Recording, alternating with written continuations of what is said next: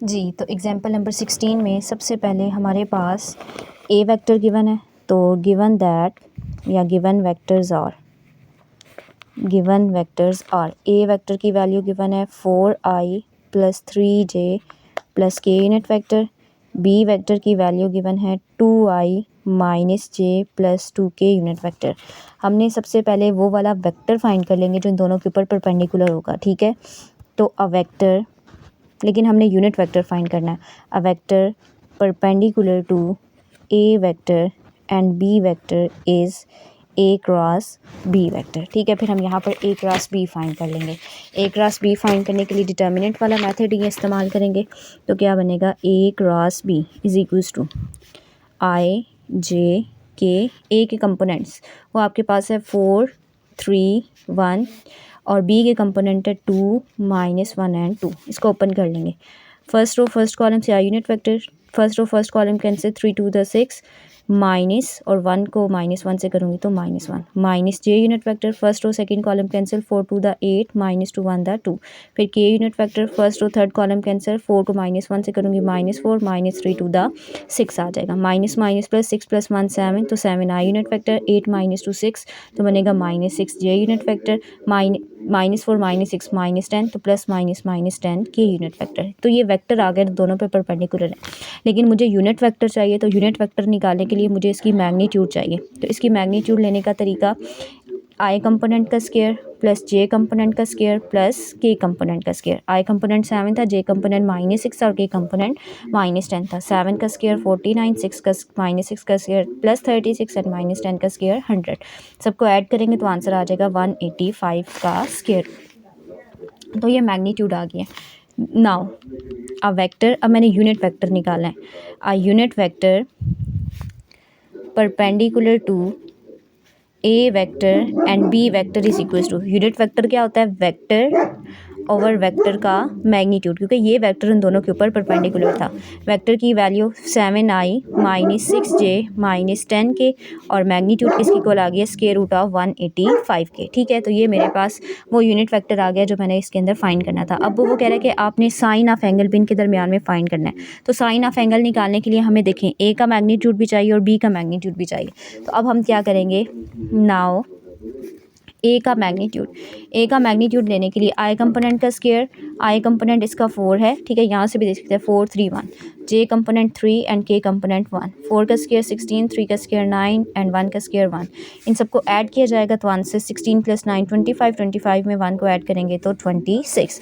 अब मुझे B vector का मैग्नीट्यूड चाहिए, तो बी वेक्टर का मैग्नीट्यूड का ले आई कंपोनेंट के स्क्वायर 2, जे कंपोनेंट -1 एंड के कंपोनेंट 2, 2 का स्क्वायर 4 -1 का स्क्वायर 1 एंड 2 का स्क्वायर 4, 4 + 4 8, 8 + 1 आंसर इज़ 9, 9 का स्क्वायर रूट क्या आ जाएगा, ठीक है। अब हम ले लेते हैं इफ़ थीटा इज़ द, क्योंकि एंगल चाहिए ना, तो पहले एंगल ऐड कर लेंगे। वो अल्फ़ा बीटा गैमा थीटा कुछ भी ले सकते हैं, ठीक है। If theta is the angle between A vector and B vector, then इसके बाद हमारे पास क्या बनेगा, ए क्रॉस बी का मैग्नीट्यूड इक्वल होगा ए वेक्टर का मैग्नीट्यूड इंटू बी वेक्टर का magnitude into sine of theta. ये अब क्या बनेगा, ए क्रॉस बी का मैग्नीट्यूड ओवर ए वेक्टर का मैग्नीट्यूड इंटू बी वेक्टर का magnitude is equal to sine theta. A cross B का मैग्नीट्यूड √ऑफ 185 की इक्वल था। ए का मैग्नीट्यूड किसकी इक्वल था, ये आपके पास इक्वल है 3 की इक्वल, और बी का मैग्नीट्यूड किसकी इक्वल है, √26 की इक्वल। तो ये साइन थीटा ही हमने क्या करना था, फाइंड करना था। तो क्या बन गया, √ऑफ 185 ओवर 3 इंटू √ऑफ 6 is equals to sine theta. और यही हम लोगों ने क्या करना था, इसको एवेलुएट करना था, ठीक है। तो अगर इसमें कोई कन्फ्यूजन हुई तो फिर आपने मेरे से पूछ लेना है। नेक्स्ट हम लोग देखते हैं। नेक्स्ट आपके पास यहाँ पर एग्जांपल नंबर 17 है। इसके अंदर हमने प्रूव करना है sine alpha plus beta is equals to sine alpha cos beta plus cos alpha sine beta. इस चीज़ को हम लोगों ने प्रूव करना है, तो वेक्टर के थ्रू ही हमने इसको प्रूव करेंगे। जैसे हम एक वेक्टर ले लेंगे ओ ए और दूसरा वेक्टर ले लेंगे ओ बी, ठीक है। हम फिर क्या करेंगे, उस पॉजिटिव एक्स एक्सिस के साथ वो कोई ना कोई एंगल बनाएंगे। जैसे उस दिन हमने कॉस अल्फ़ा प्लस बीटा के लिए लिया था कि पॉजिटिव एक्स एक्सिस के साथ एक वेक्टर पॉजिटिव एंगल बना रहा है और दूसरा क्लॉक वाइज बना रहा था, ठीक है। तो यहाँ पर हम सबसे पहले एक्स वाई प्लेन ले लेंगे इसके लिए एक्स एक्सिस और दूसरा वाई एक्सिस। एक वेक्टर ले लेंगे ओ ए, तो ये ओ ए वेक्टर, ठीक है, ये ओ ए वेक्टर जो कि एंगल बना रहा है अल्फ़ा एंटी क्लॉकवाइज डायरेक्शन में। एक वेक्टर ले लेते हैं हम लोग ओ बी वेक्टर, ठीक है, और ये एंगल बना रहा है माइनस बीटा, ये डायरेक्शन के वर्क से, वो क्लॉकवाइज था और वो एंटी क्लॉकवाइज था। हमने ये टोटल एंगल देखना है, तो टोटल एंगल कैसे आएगा, अल्फ़ा प्लस बीटा, ठीक है। तो अब ये जो हमने यहाँ पर सपोजिशन ली है ये हम सारी यहाँ पर डिटेल में लिखेंगे, ठीक है। लेट ओ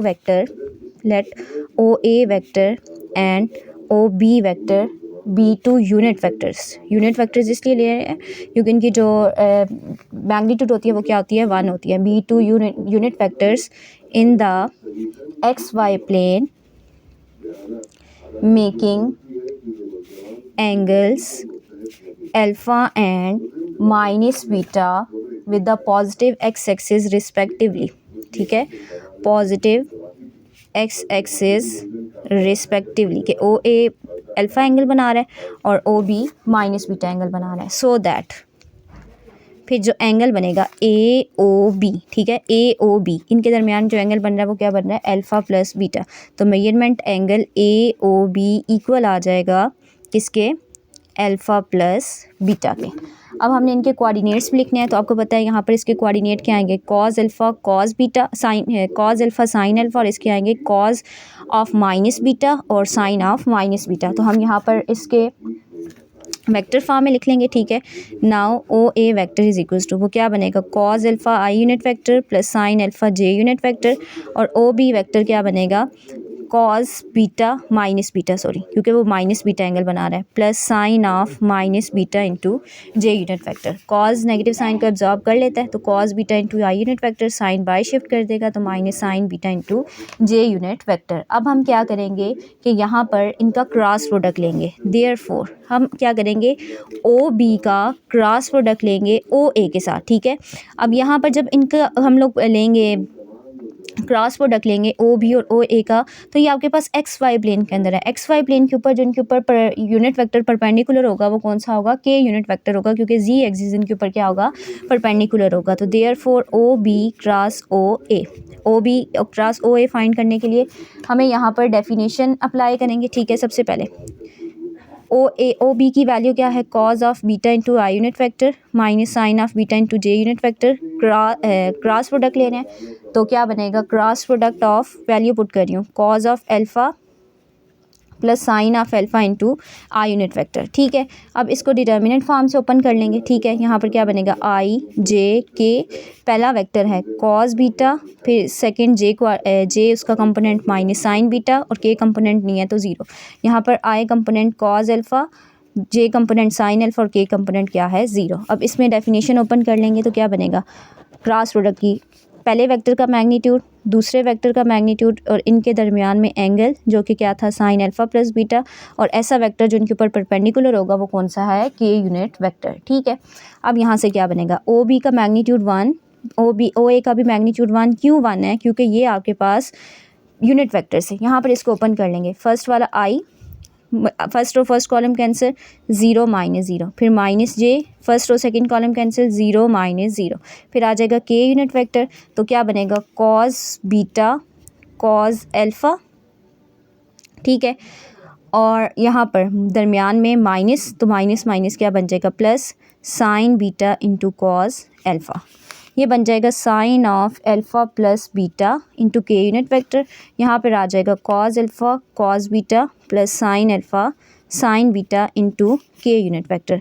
अब दो वेक्टर्स आपस में बराबर हैं तो हम इनको इक्वेट कर लेंगे, तो बाय कंपेयरिंग क्या बनेगा कि sine alpha plus beta equal आ जाएगा cos alpha cos beta plus sine alpha sine beta, और यही हम लोगों ने क्या करना था, प्रूव करना था। कोई कन्फ्यूजन हो तो फिर पूछ लेनी है मेरे से, ठीक है। ये हमने सॉल्व किया एग्जाम्पल नंबर 17।